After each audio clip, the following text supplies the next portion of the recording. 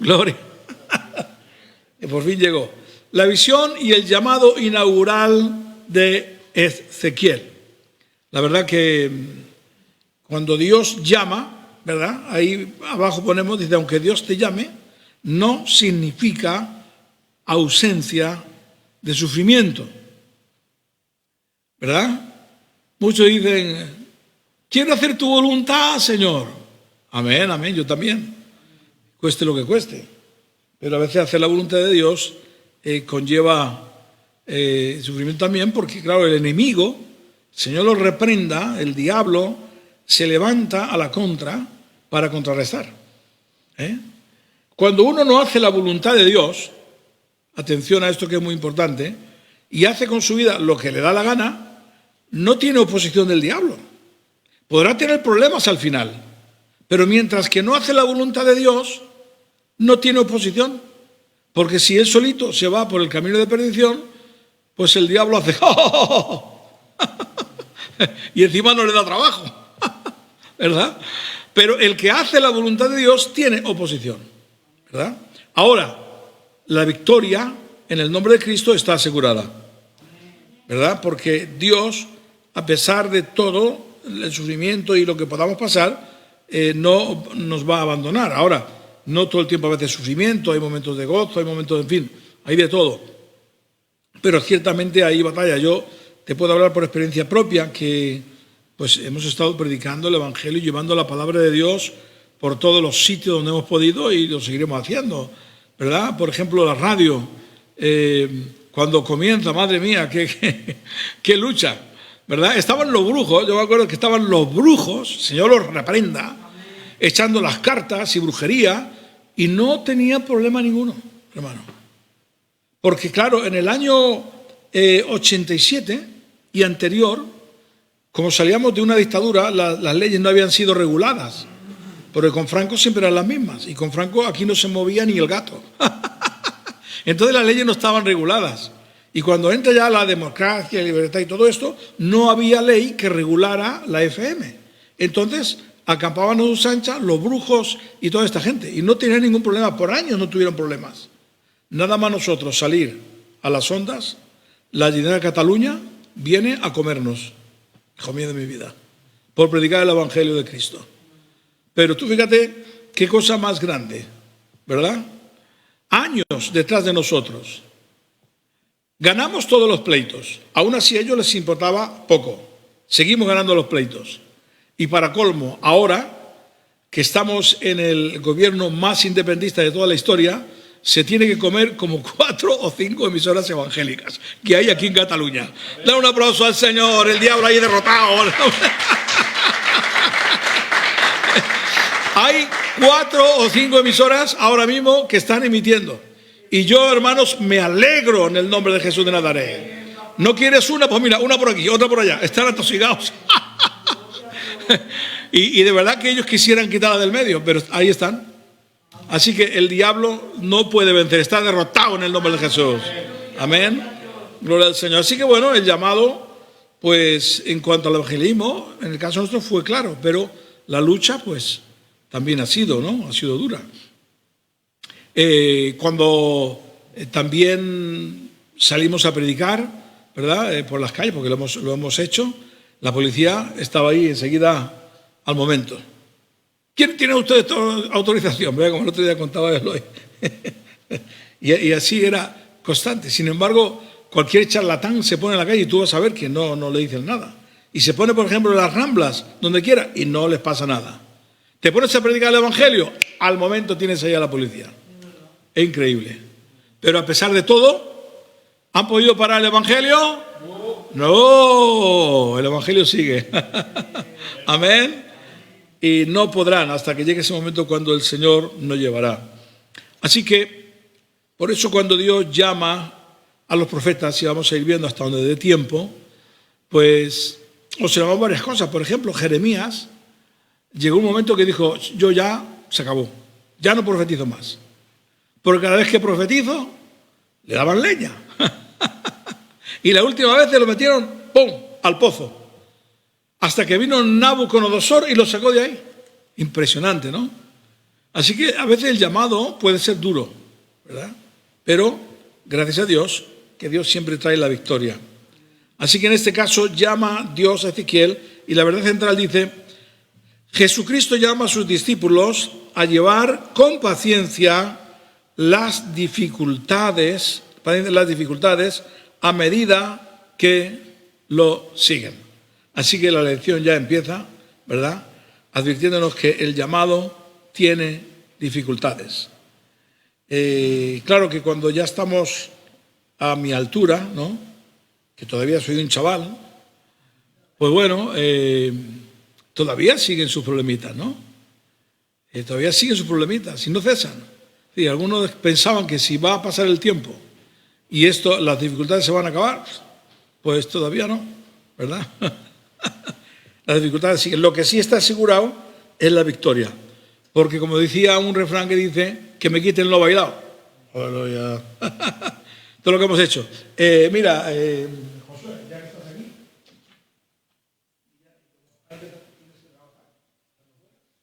En el boxe hay 2 cajas. Bueno, gloria al Señor. El versículo clave, Ezequiel 2:2. Y luego me habló y entró el Espíritu en mí y me afirmó sobre mis pies y oía al que me hablaba.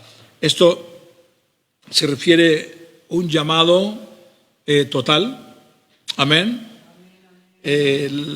Directamente Dios hablando acerca del llamado. El llamado es importante. Lo que pasa es que en el día de hoy, Dios habla de diferente manera. Puede hablar también con voz audible, puede hablar en visión, puede hablar en todo esto. Pero tenemos como excelencia la palabra de Dios. Que no puede haber ningún mensaje, ninguna profecía que sea contrario a lo que está escrito, ¿verdad? Ahora, ¿Dios habla?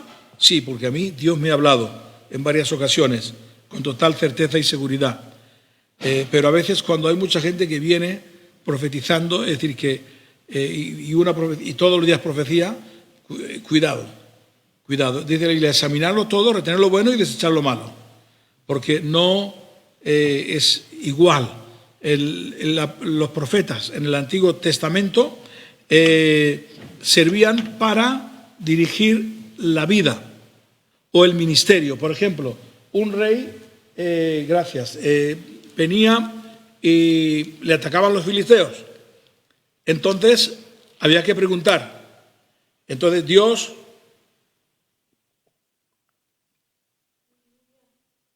El agua está riquísima, ¿eh? Esto sirve para sanidad, ¿eh? Te quita la sed total. Consultaban al Señor. ¿Subiremos contra los filisteos? ¿Sí o no? ¿O subiremos contra los amalecitas? ¿Sí o no? Entonces el profeta respondía: ir contra los filisteos. Entonces iban. Servía para dirigir. En el Nuevo Testamento no sirve para dirigir. La confirmación tiene que ser a tu propia vida. Amén. Es decir, aquí vino un profeta, que no era profeta, perdónenme, era como decía el refrán, un chiquilicuate, y se puso a profetizar y profetizó a un matrimonio y le dijo a la mujer: tú te tienes que ir de misionera a la India. Y al marido le dijo: tú te tienes que ir a la China. Y entonces viene una vez a preguntar y dice: hermano, dice, Dios nos quiere separados. ¿Por qué? Dice: porque ha profetizado que mi marido se vaya a la China y yo a la India. Digo: pues mira, es una profecía falsa, no sirve. Eso no sirve para dirigir las vidas, ¿verdad? El llamado se produce en el corazón y cuando Dios te ha llamado sí que puede haber una confirmación de lo que Dios te ha hablado. Eso sí, Dios te confirma, pero no dirigir la vida sin que tú hayas recibido nada. Entonces es muy importante entender esto, porque ahí vamos a descubrir a los falsos profetas de hoy día, que hay montones. Se dedican a profetizar y a decir patochadas, ¿verdad? Yo dije hace poco que hay muy buenos predicadores que yo conozco, de verdad, está en las redes, yo escucho, porque me gusta escuchar las predicaciones, y hay algunos que no los ve nadie, nada, 100 visitas, 50. Y hay un chaval que profetiza Todo bien, ¿eh? Todo lo profetiza, todo perfecto. Ahí no hay pecado, ahí no hay nada. Eres un fenómeno. Y tiene una cola enorme, 500 personas en directo para que les profetice a cada uno de ellos. Claro, profetiza todo, gloria. ¡Ay, así te dice el Señor! Que tú eres estupendo, eres el mejor. No hay exhortación, no hay nada. Todo el mundo le sigue. Claro, todo el mundo quiere, está en la cola para esperar la profecía. Mientras que al predicador, que predicación excelente, nadie lo ve.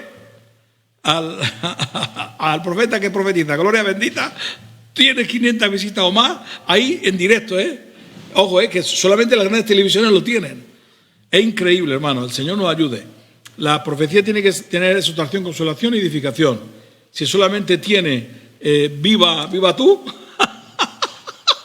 pues esa profecía no vale. Aleluya. Aquí nos dice en el estudio de hoy, explora el inicio del ministerio profético de Ezequiel, otro profeta del Antiguo Testamento, que fue llamado y soportar tiempos y experiencias difíciles debido a su llamamiento. Los libros de Ezequiel y Jeremías nos presentan una perspectiva íntima de las motivaciones y conocimiento introspectivo de estos grandes profetas de Dios. Son para nosotros ejemplos que nos inspiran la seguridad de que Dios nos ayudará a cumplir la misión que nos encomiende. Amén. Es decir, si Dios nos ha escogido para una labor específica, sea lo que sea, hermanos, si Dios nos ha escogido, se va a cumplir el deseo en nosotros. Dios lo va a hacer. Ahora, claro, Dios no te obliga, Dios no obliga a nadie. Dios te llama, te lo pone en el corazón y si tú quieres obedeces. Si no obedeces, pues hombre, va a haber un problemita porque Dios no te va a poder respaldar en lo que Él quiere. Pero si obedecemos, aunque haya dificultades, vamos a ver que va a ser una tremenda bendición. Aquí nos está explicando que Ezequiel se levantó en un tiempo complicado. Él profetizó nada menos que en Babilonia. La Biblia nos habla acerca de ello. Él estuvo en Babilonia y fue con los deportados. Y su ministerio, pues, claro, comenzó en Israel, pero acabó en Babilonia. Y vemos que Dios lo lleva también en el espíritu. Nos habla en Ezequiel, me parece que es en el capítulo 3, y lo lleva en Babilonia a la ciudad de Tel Aviv. En Israel hay una ciudad que se llama Tel Aviv, una provincia más grande, y eso ellos lo copiaron de cuando estuvieron en Babilonia. Y ahí les profetiza a las tribus por su rebeldía, por su pecado. Ahora, ya sea que Israel estuviera en Israel mismo, o sea que estuviera en Babilonia, estaban en total rebeldía. Y ser profeta en aquel momento no valía para ellos, no valía nada.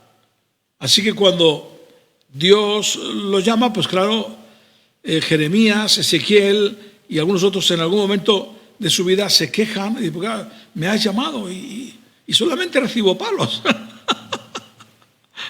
¿Qué pasa aquí, no? Y claro, eso es parte del misterio. Por eso cuando Jeremías dice, oye, yo no profetizo más, se acabó. Y dice Dios, no. Lo que yo te diga, tú vas a decir. O sea que, y él lo hizo. A Jeremías le llaman el profeta llorón, porque le vino guerra y sufrimiento. Pero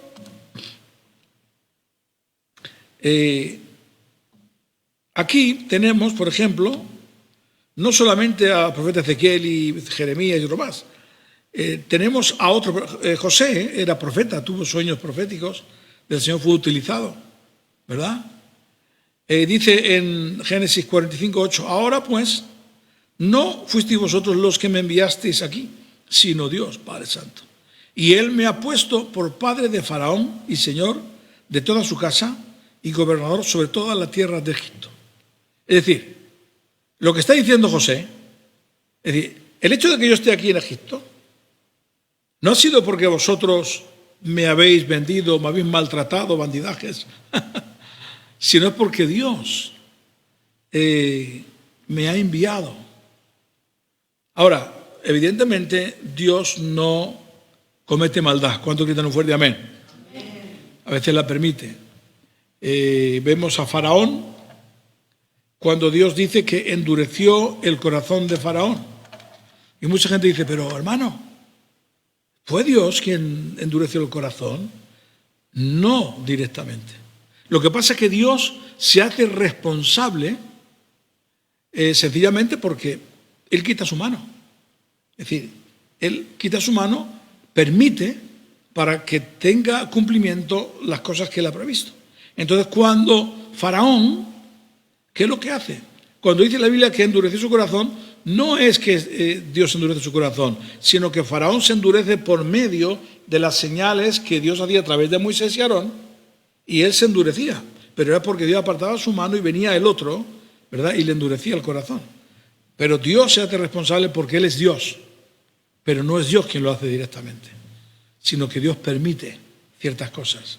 En el caso de José, pues claro, Dios permitió que sucediera todo aquello porque había un propósito. No era lo que él sufrió, el propósito de Dios, eso no era. El propósito de Dios era lo que Dios iba a hacer con José. Amén. Que fue una cosa tremenda. Por eso, cuando ya pasa el tiempo y ve que él está en el trono, entonces comprende que todo aquel sufrimiento que había llevado era un propósito de Dios para llegar hasta donde llegó. Pero no fue fácil el asunto. Dios le había prometido desde un principio que reinaría, porque cuando tiene el sueño de las gavillas y la gavilla suya se levanta, sus hermanos se inclinan, el padre le dice, pero ¿quién te has creído tú? Como diciendo, estás envanecido, que tenemos que nosotros inclinarnos tu madre y yo a ti. O sea que, tremendo, ¿no? A veces las cosas del Señor cuando Dios lo manifiesta, que no se comprende. Luego después, ¿qué es lo que sucede? Cuando está él, era el segundo después de Faraón, vienen sus hermanos y ¿qué es lo que tienen que hacer? Arrodillar, inclinarse a tierra, cumpliéndose la profecía de lo que Dios había dicho. Grita fuerte, amén. Da un aplauso al Señor, qué bueno. Y a su nombre. Así que estaba asegurada la victoria. Amén, estaba asegurada. Sin embargo, en el transcurso de ese tiempo, pobre tico mío, José, cómo sufrió, ¿verdad? Qué sufrimiento. Dios le bendice por todas partes. Ahora, ¿te das cuenta tú? Dios lo llama, lo bendice por todos los sitios. Va a la casa de Potifar, bendición. La economía crece, todo crece. Donde pone la mano, donde José ponía la mano, todo crecía. No era nada para él. Increíble, ¿eh? Sino que todo era para Potifar. Claro, Potifar, un hombre inteligente, dice, oye, desde que ha llegado aquí todo crece. Esto es una bendición y por eso le deja la rienda de todo, excepto a su mujer. Pero la mujer, hijo mío, ya sabéis lo que era la mujer de Potifar. Chiminguia máximo. Dios mío de mi vida, de mi corazón. Hay un comentario que habla acerca de ella y dice que esta mujer era insaciable. Tenía dinero, tenía casa, tenía de todos los lujos de la época. Y créame que los lujos de la época de Egipto no eran cosa vana, ¿eh? Tenían oro, tenían plata, tenían casas de jardín, era tremendo los lujos que tenía. Pues nada, esta mujer nada le valía. Y ahora ve al político de José, que es un esclavo, guapetón, inteligente, y lo quiere destruir. Pero, hermanos, cuando Dios está con nosotros, no hay quien nos destruya. Ahorita fuerte, amén. Así que José estaba dispuesto a ir a la cárcel por no pecar contra Dios. Alabado sea el nombre de Jesús. El diablo a veces, cuando uno cede, pareciera que va a ir mejor, porque el diablo es muy astuto. Y claro, la mujer de Potifar, pues digamos que era una mujer que dominaba al marido, seguro. Pero para mí que se equivocaba. Y entonces, pues, puede decirle, oye, que si tú haces lo que yo quiero, no veas tú. Pero José no cedió a nada, ¿verdad? Y sabía lo que le podía pasar. Así que en ese forcejeo, lo que sucedió es que la ropa, ¿verdad?, se fue el político como vino al mundo. ¡Pum! Se lo quitó. Y él lo que quería, las ansias de José era huir de aquella mujer. Y entonces ella de la rabia, ¿verdad?, de diciendo, hombre, yo que soy la mejor, y de la rabia, lo que hizo es aprovechar esa vestidura para acusarle. Y el pobre estuvo en la cárcel. Pese a todas las adversidades que él tuvo, como tenía un llamado de Dios, Dios le puso en el trono. Grita fuerte amén. Y a su nombre. Pero tuvo que mostrar fidelidad. Muy importante.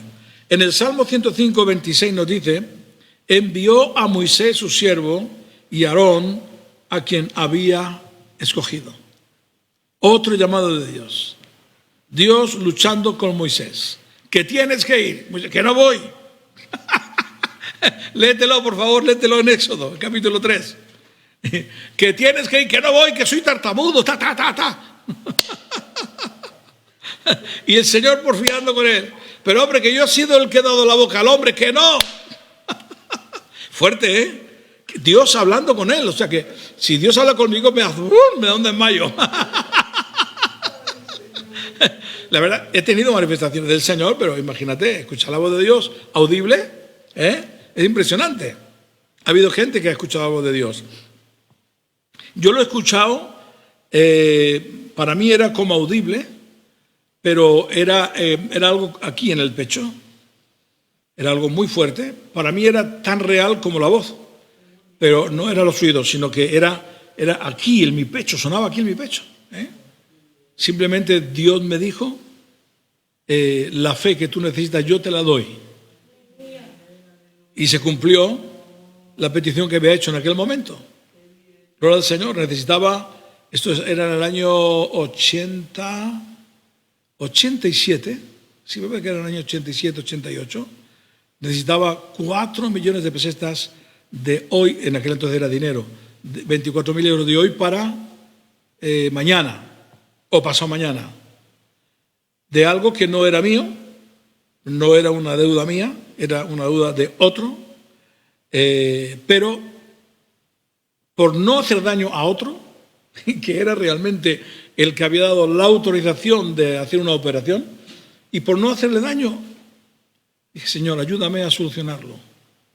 Y entonces me fui al campo, oré al Señor, estaba yo en un Prestige que era muy grande, y atrás me podía arrodillar, era un coche de estos diplomáticos.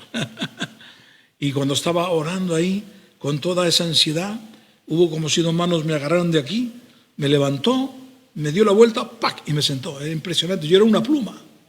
Era una pluma, no pesaba nada. Porque darte la vuelta, o sea, estar de rodillas, levantar, era un poco, no pesaba nada. Cuando estaba ahí sentado, entonces vino aquí en mi pecho una voz que me dijo, yo te doy la fe que tú necesitas. Y entendí que Dios me daba el dinero que necesitaba. Y cuando fui, mi mujer me lo notó en el rostro. Y dije, ¿qué te ha pasado? Que Dios me ha hablado. Me pasó como a Ana, no hubo más preocupación, no hubo más nada. Llegó el día, ¡pam!, tenía todo el dinero. Fui y lo pagué, y gloria al nombre del Señor. Por ahí tan fuerte, amén. Y a su nombre, cuando Dios habla, se cumple. Dios habló a José y se cumplió. Hay gente que a veces, yo muchas veces lo cuento, hermano, porque una hermana que no sé si estará ya en el Señor o qué, digo, perdón, si vivirá o no, pero siempre estaba, yo sé que Dios habla, pero cada día venía siempre diciendo que Dios le había hablado. Y ya la última vez que me vino, hermano, que Dios me ha dicho que, digo, que Dios no te ha dicho nada. Yo lo siento, hermano, no podía más decir, no te ha dicho nada, hermana. Porque era, hermana, que cada día, todos los días, una palabra viene, otra va. Y claro, ya le dije eso porque es que le pasaron varios fracasos bastante fuertes. Y no escarmentaba. Vino un día y me dijo, Dios me ha dicho que fulano y fulano y fulano no eran de esta iglesia, eran de otra. me tienen que hacer la obra. Le hicieron la obra, le cobraron el dinero, le cobraron el dinero y no le hicieron la obra. Entonces, y así tuvo varias cosas. Y dije, Dios mío, esta mujer siempre está igual. El Señor nos da discernimiento para saber cuándo es palabra de Dios y cuándo no. Porque no cualquier pensamiento que viene es palabra de Dios. Dios a veces nos habla porque necesitamos que el Señor nos hable y nos dé una palabra. Pero no todo pensamiento que viene es palabra de Dios. Entonces hay que tener cuidado. Así que Dios llama a Moisés y él se negaba y por fin le dice, mira, yo conozco a tu hermano Aarón que él habla bien. Y bueno, y por medio de esto ya medio que se convence. Pero aún así no se convencía. Otro llamamiento que tenemos también y que fue con sufrimiento y acabó bien fue Samuel, ¿verdad? El profeta Samuel, ¿cómo fue el llamamiento de él? A través de su madre. Que Dios le dijo, si tú me dieres un hijo varón, yo lo dedicaré todos los días de su vida para ti. ¡Aleluya! Qué cosa más tremenda, ¿verdad? Más hermosa. Dice, después, dice que lo hubo destetado, lo llevó consigo con 3 becerros, un efa de harina y una vasija de vino, y lo trajo a la casa de Jehová en Silo. Y el niño era pequeño, y matando el becerro, trajeron al niño a Elí, y ella dijo, oh Señor mío, vive tu alma, Señor mío, yo soy aquella mujer que estuvo aquí junto a ti orando a Jehová. Por este niño oraba, y Jehová me dio lo que le pedí. Yo pues lo dedico también a Jehová, todos los días que viva será de Jehová. Qué sufrimiento, hermano, qué dolor de esta madre. Pero también tuvo la satisfacción de ver cómo él fue juez de Israel. Gloria al nombre del Señor. Muy bien. Tenemos la lectura, la leo yo rápidamente, ¿verdad?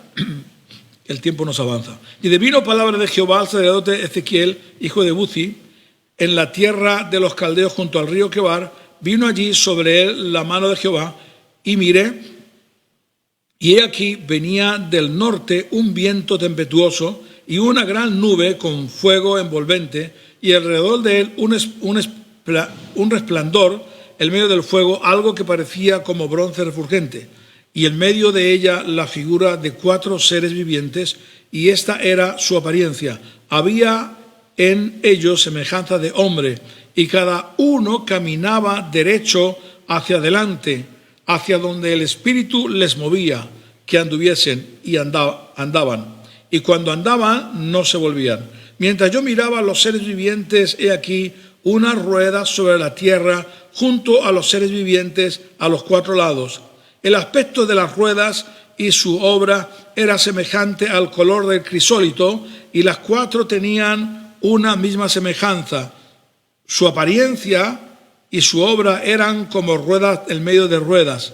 Hacia donde el Espíritu les movía, que anduviesen. Andaban hacia donde les movía, y el Espíritu que anduviese en las ruedas también se levantaban tras ellos, porque el Espíritu de los seres vivientes estaban en las ruedas.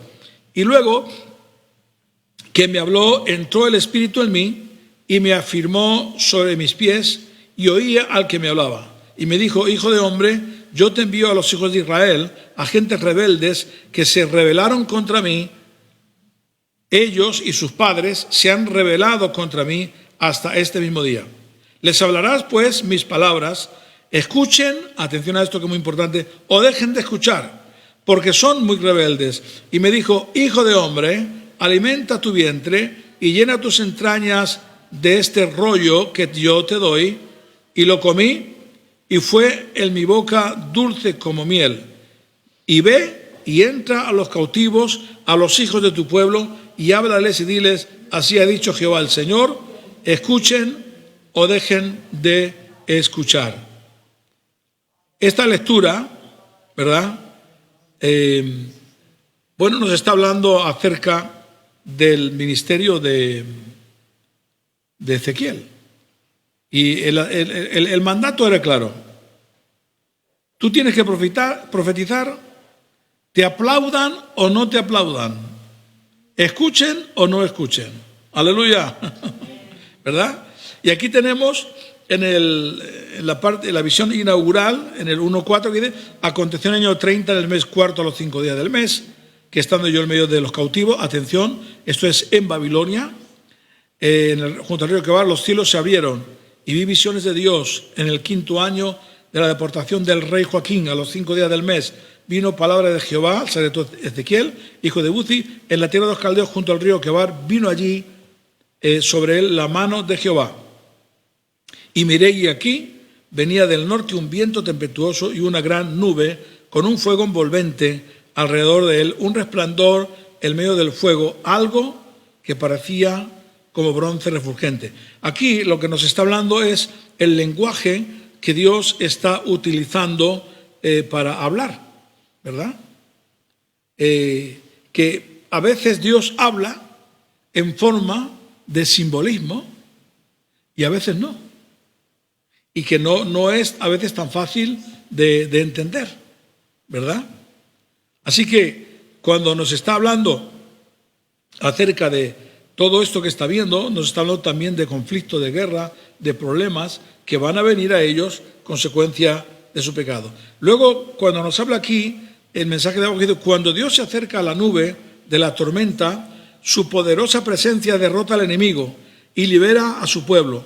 La visión de esta nube con toda seguridad llenó el corazón de Ezequiel de esperanza y gozo. El pueblo de Dios estaba cautivo en el exilio, pero Dios tenía el control y el poder para liberarlos, pero no fueron libres. O sea, Dios muestra: yo tengo el poder.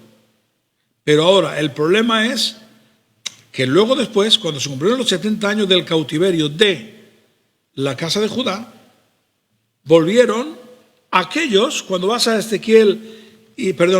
Esdras y Nehemías, los que volvieron fueron aquellos que estaban en la brecha del Señor. Porque solamente, dicen los historiadores, que solamente volvieron 50.000. Pero no había solo 50.000 judíos en Babilonia. Había muchos más. ¿Y los demás por qué no volvieron? Porque ellos se encontraron cómodos, porque habían hecho negocio. Nabucodonosor, el reino babilónico en ese reino, y los que siguieron después les dejaban negociar, es decir, que no estaban esclavizados, sino que les llevaron allí, y a los que se quedaron les permitieron vivir, tener sus negocios, tener sus propiedades, en fin, y entonces tenían dinero. Y solamente volvieron aquellos que su vida espiritual pues estaba correcto delante del Señor y anhelaban la restauración de Jerusalén. Aleluya. El resto dijo: no quiero vivir a mi manera. Y a veces, hermano, el cumplir el mandamiento del Señor pues conlleva esto. A ver, no es que todos, atención, estoy hablando, no es que todos tengan que pasar por esto, cuidado, simplemente pues ahí, por ejemplo, yo hablo por mí y puedo hablar por otros, que pues yo podía tener muchas riquezas, pero no es que no las haya tenido, es que las dediqué para la predicación del Evangelio. Entonces, claro, al dedicarlas y gastar mucho dinero, pues yo no las podía tener. Claro, no me ha faltado el pan. Amén. Dios ha sido bueno, pero ha sido una decisión propia. Ahora, gente, porque yo me bendijo con, aparte de la esfera jurídica, las tiendas de todo a 100 que fui pionero en España, aparte del tipo de cooperativa de trabajo asociado para vendedores ambulantes, fui el primero en España, y luego muchos en España me copiaron. Ten en cuenta que hay millones de vendedores ambulantes en España, en los mercadillos.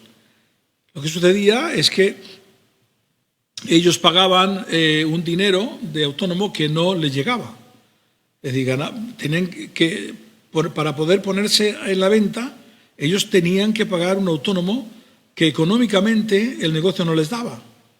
Entonces surgió una ley que Europa les obligó a España que tenían que, podían esos vendedores ambulantes darse de alta a tiempo parcial. Entonces, claro, ¿por qué? Porque ellos trabajaban media jornada, había algunos que solamente trabajaban 1 o 2 días, y no era justo de que trabajando 2 días a la semana tuvieran que pagar por todo el mes completo. Entonces Europa les obliga. Nadie se entera de esa ley, pero el Señor permitió que yo me enterara. Y eso fue una revolución, hermano. Porque de la noche a la mañana me encontré con 1000 socios. Y claro, aparte de la asesoría, todo. Todas las cooperativas que hay hoy día en España, todas, son descendientes de la mía. ¿Por qué? Porque nadie sabía y venían a la oficina que tenían la que yo moverme, me quitaban los estatutos, porque no sabían cómo hacerlo. Porque no había, era nuevo completamente. Y entonces ahí, bueno, Dios me dio tremendo. Por eso, por la asesoría, por las tiendas, por todo. Y gané mucho dinero, pero lo dediqué a la obra del Señor. Hoy día, a nivel de toda España, no solamente aquí, a nivel de toda España, hay multitud de cooperativas de trabajo asociado, teniendo, comparado con lo que yo tenía de socios, una miseria, son ricos, tienen mucho dinero, pero no han dedicado un céntimo para la obra del Señor. Aleluya. Esa es la diferencia, ¿verdad? Yo lo dediqué a la obra del Señor y si tuviera que hacerlo, lo haría en el nombre de Jesús. Los demás ganaron dinero para sí y se hicieron ricos. Que Dios los bendiga, no pasa nada. Y eso hay muchas cooperativas hoy día. Pero claro, hay millones de personas que son vendedores ambulantes. Y bueno, aunque ha mejorado la situación, pero no les llega. Así que el servir a Dios es una decisión muy importante. No significa esto de que uno tenga que pasar, porque Dios nunca te abandona. Busca primero de Dios el reino de Dios y su justicia, y todas las demás cosas te serán por añadidura. Y Dios nunca ha fallado a su promesa, aunque, pues oye, después de que tuvimos que dejar todo porque Dios me habló en el corazón, pues hayamos tenido que pasar alguna dificultad. Pero también debo decir que en el momento menos esperado, ¡pac!, Dios ha traído una bendición. La fidelidad a Dios es muy importante. Y la fidelidad se muestra precisamente en esto, ¿verdad? En que le damos todo para Dios y le obedecemos. Ahora, este llamado que yo he tenido, entiendo perfectamente que no todos son llamados a esto. No todos tienen que dar todo su dinero, porque vemos que cuando en Hechos de los Apóstoles, Ananías y Zafira dieron lo que otros habían dado, no lo dieron de corazón, mintieron, ¿y qué les pasó? Fueron ejecutados. El Señor los quitó del medio. Así que cada uno tiene su propio llamado. Por eso dice la Biblia, cuando des algo, sea poco o sea mucho, dalo con gozo, porque lo que Dios te da está en tu mano, y Dios no te obliga a dar más allá de lo que tú no quieres. Solamente lo que pides es que lo que des, lo des con alegría. Por ahí tan fuerte, amén. Dar un aplauso al Señor. Amén. Sí, porque hay quien dice, no, como no des estás maldecido. Perdona, escúchame, yo sé que Dios bendice, pero la bendición viene porque Cristo derramó su sangre en la cruz del Calvario. La salvación, la sanidad, las casas, todo viene porque Dios lo ha dicho en su palabra que Él nos bendeciría. Buscar el reino de Dios y su justicia. Así que cuidado con esto, ¿no? Porque ahí hay una doble vertiente. Es verdad que es bueno dar para el Señor y mostramos el amor que tenemos hacia Dios, pero no significa que porque yo le dé a Dios le voy a comprar los beneficios. La sanidad, por ejemplo, como uno dice, si quieres ser sano, da tanto dinero. No, ¿qué dice la palabra del Señor? ¿Por dinero o por sus llagas? ¿Y cuánta gente se ha dedicado a predicar y todavía? Y gente creyéndolo. Escúchame, hermano. Te lo digo porque yo lo he visto. Nosotros en Radio Amistad hemos pasado mucha necesidad y seguimos pasando. Pero hay gente, ahora ya aflojó, porque tuvieron un problema grave, estos de Enlace, en Costa Rica, tuvieron un problema gravísimo con la justicia. Se tuvieron que ir. Los que fundaron Enlace no están en Costa Rica, se tuvieron que ir a Estados Unidos, porque la justicia les persiguió. Porque prometieron milagros a todo Quisqui, no se cumplió nada y luego el dinero pues no iba donde tenía que ir. Estos prometían que si tú dabas dinero, Dios te sanaba. Y hay vídeos y en esa denuncia, pues claro, judicial, que está por YouTube, y salió por las televisiones, fue un escándalo. Y salió esos momentos cuando que te va a sanar. Cuanto más es, más te sana. Si es por una casa, da dinero también, y da. O sea, queriendo comprar los milagros. No. Eso, no podemos comprar los milagros. Entonces anulamos el sacrificio de Cristo y como que, por favor, qué aberración. El Señor Jesucristo nos perdonó y nos salvó gratuitamente. Grita fuerte amén. Y a su nombre, da un aplauso al Señor. Vamos terminando. Gloria al Señor. Qué bueno, muy bien. Aquí hay una pregunta. Dice, ¿por qué cree que los babilonios solo deportaban a la clase dirigente y no a los pobres de la sociedad judía? ¿Alguno tiene alguna respuesta para esto? Porque resulta que cuando va Nabucodonosor a Babilonia, pues ciertamente se lleva a los de más peso, a los que económicamente andaban mejor. Se lleva a reyes, se lleva a los familiares como Daniel, se lleva a la alta alcurnia, a los pobres los deja. Se lleva a parte de gente, pero a los más pobres los deja. Aunque luego después vino otras persecuciones. Sí, Albert.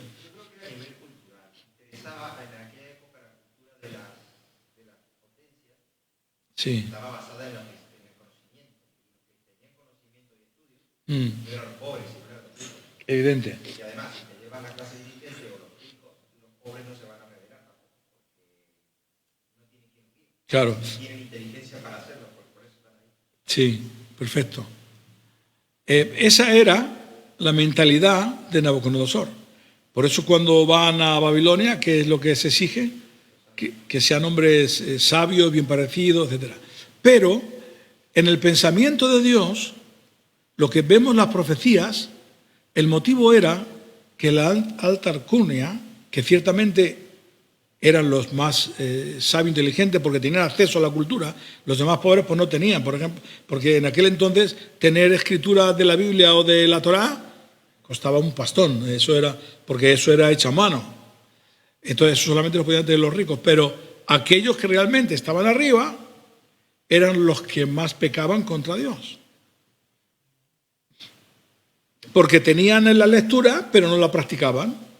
Entonces Nabucodonosor en su mente está llevarse lo más inteligente, a lo más alto, ¿verdad? Pero en el corazón de Dios está, ustedes van a ir porque van a pagar el pecado también. Y estos pobres también van a ser castigados, son castigados, pero ellos no han tenido acceso a ese conocimiento que ustedes tienen. Porque la ley era igual para todos, dio una excepción de personas. Pero en el juicio, claro, Dios evidentemente tiene que valorar quién es el que realmente ha cometido más pecado. Entonces toda aquella gente que tenía acceso y que realmente eran los que dominaban y que fueron también muchos de ellos los que se rebelaron contra Dios y contra Nabucodonosor cuando Dios les había dicho no os rebeléis contra él porque entonces vais a morir. Entonces son los que son arrastrados y son llevados. Y cuando llegan a Babilonia, entonces vemos que no los tienen de esclavos, sino que realmente inclusive los ponen en lugares altos, como a Daniel, a Sadrach, Mesach y Abednego, pero no solamente eran los únicos, seguramente que había otros muchos más, les pusieron en lugares altos de la sociedad. Y la historia nos dice que realmente llegaron a manejar bastante dinero. Por eso cuando llega el momento de tener que ir a restaurar Jerusalén, no van, se quedan, porque por la comodidad. Así que este era uno de los motivos, o de los varios motivos, por los cuales Nabucodonosor no los llevó. Ahora dice aquí en el 1.5, vamos a leer solamente algunos versículos porque no llegamos. Dice, en medio de ella, la figura de 4 seres vivientes, está hablando de las visiones que le da, y esta era su apariencia, había en ellos semejanza de hombre, cada uno tenía 4 caras y 4 alas. Quiero decir, para no entrar en esto, que algunos comentaristas que yo había leído, cuando está hablando acerca de los querubines también, está hablando de la omnipresencia de Dios. Esto es lo que dicen algunos intérpretes, aunque en la lectura no llega a ese punto. Pero en otros sí.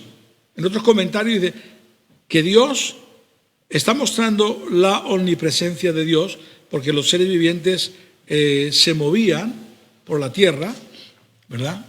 Y esto es algo que nos indica que Dios conoce todo. Conoce todo, todos los problemas que tú y yo tenemos, sabe todos los problemas de la tierra, de aquel entonces, de ahora, del pasado y de lo que vendrá. Y lo que sabemos que vendrá es Cristo. Amén. Y a su nombre, dar un fuerte aplauso al Señor. Amén. Bien, terminamos con este punto llamado al ministerio profético. En el Antiguo Testamento, cuando vemos, es precioso la forma. Lo que pasa es que, bueno, era difícil, era complicado cuando era una época mala, porque no te afectaban las profecías, pero en realidad era tremendo. Y una de las cosas que nos habla, aquí la guía, en otra parte, es de la necesidad del Espíritu Santo. Los profetas, aunque el Espíritu Santo no estaba en la manera que está hoy en nuestra vida, pero era el Espíritu Santo el que les hablaba, el que les guiaba, el que les daba la palabra, ¿verdad? Y cuando era el Espíritu Santo el que los utilizaba, acertaban. Aleluya. Cuando no era el Espíritu Santo, entonces fracasaban totalmente, como cuando Acab va a la guerra juntamente con Josafat y todos le están profetizando. Pregunta, ¿iremos a la guerra? Y dice, sí, porque vas a cornear a los enemigos, sí, ve, y ve. Y todos profetizaban igual. Y entonces, ahí viene Micaías, entonces Josafat no se fía del asunto y dice, estos son todos unos falsos, hombre. Aleluya. Y le dice, oye, acá no hay otro profeta que nos... Dice, sí, hay un tal Micaías, pero le aborrezco, porque siempre me profetiza lo malo. ¿Cómo quería Acab que alguien le profetizara lo bueno cuando él y su mujer y todo Israel era un corrupto a máximo? Se habla, la historia habla, y algunos historiadores, mostrando la Biblia, muestra que Jezabel y Acab en las montañas de Israel hacían tal perversidad que hacían orgías. La Biblia te indica de ello. Es horrible. Y quería que Dios le hablara. Dios mío, de mi vida, de mi corazón. Todo mentira. Entonces dice Micaías que vio una visión de Dios y que Dios dijo, ¿quién inducirá a Acaz al error? Y dice que salió un espíritu del mundo y dice, yo iré, me convertí en espíritu de mentira y lo llevaré y dice, ve que lo vas a conseguir. Y ahora viene Micaías y claro, y profetiza todo lo contrario. ¿Y qué es lo que hace Micaías? Y dice, ¿qué? ¿Iremos a la guerra? Y en tono burlón dice, ve, que seguro que vas a vencer. Y dice acá, ¿te das cuenta? ¿Te das cuenta? Micaías era un valentón, gloria al nombre del Señor. Amén. No te decía yo que siempre me profetiza lo malo. ¿Qué quería? Entonces ya le dice, he visto que Israel va a ser vencido, va a ser derrotado y tal, igual, y que tú vas a morir. Y entonces, ¿qué es lo que hace un profeta allí? Hace, ¡guau! Y dice, ¿por dónde se me ha ido a mí el Espíritu de Jehová para dártelo a ti? Y dice, tú lo verás cuando vayas huyendo de la guerra. La vas a palmar. Qué fuerte, ¿eh? Es fuerte profetizar así, ¿eh? Pero cuando Dios da un ministerio, uno no teme. Cuando es una palabra segura, lo dice.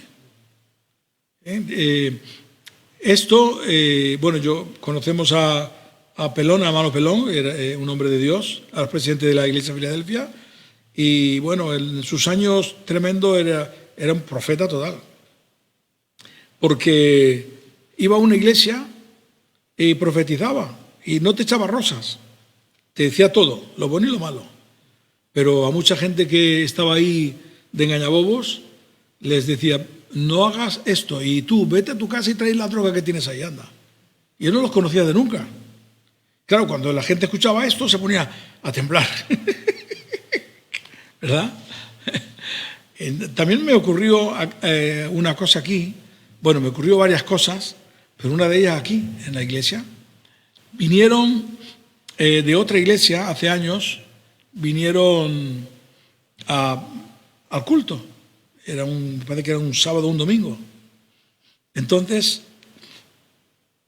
estaba yo ahí en la plataforma y estaba viendo a una muchacha que hacía cosas que eran incorrectas. Y el Señor me dice, esa muchacha está en adulterio. Entonces reprendí y dije, en el nombre de Jesús de Nazaret, reprendo todo espíritu inmundo de adulterio. Se manifestó, le llevamos ahí adentro y cuando la llevamos dentro, ella estaba confesando que ciertamente había cometido adulterio en el lugar donde estaba. Era un centro de drogadicción. Cuando ella ya acaba de confesar, va el pastor, que era un misionero de extranjero, y dice, no digas nada, que ellos no saben nada. Y ya había confesado. O sea, él sabía lo que había sucedido, pero lo había tapado, ¿verdad? Por los motivos que fueran, yo no voy a entrar. Pero el Espíritu del Señor lo descubrió. ¿Para qué lo descubrió? Para limpieza de ella. Porque si no reprendo y no va adentro, ella no confiesa, ¿verdad? Y para que haya una restauración, cuando alguien comete algo, es bueno decirlo. No para condenación, porque Dios quiere salvar a todos. Pero para que la gente sea restaurada, necesita descubrir. Y eso me ocurrió en varias ocasiones, cuando he ido en campañas y cosas así. Y es una seguridad que Dios te habla, no para dañar, sino con mucho tiempo, ¡pac! Y Dios hace la obra. Por ir fuerte, amén. Dame un aplauso al Señor, amén. Padre, te damos gracias por tu amor y tu bondad, gracias por tu palabra. Señor, ayúdanos para que nosotros podamos hacer tu ministerio con amor, con misericordia, y que a veces, Señor, el servirte es simplemente el testificar o el hablar de ti. A veces podemos tener algún problemita, pero tú nos vas a dar la victoria en todo.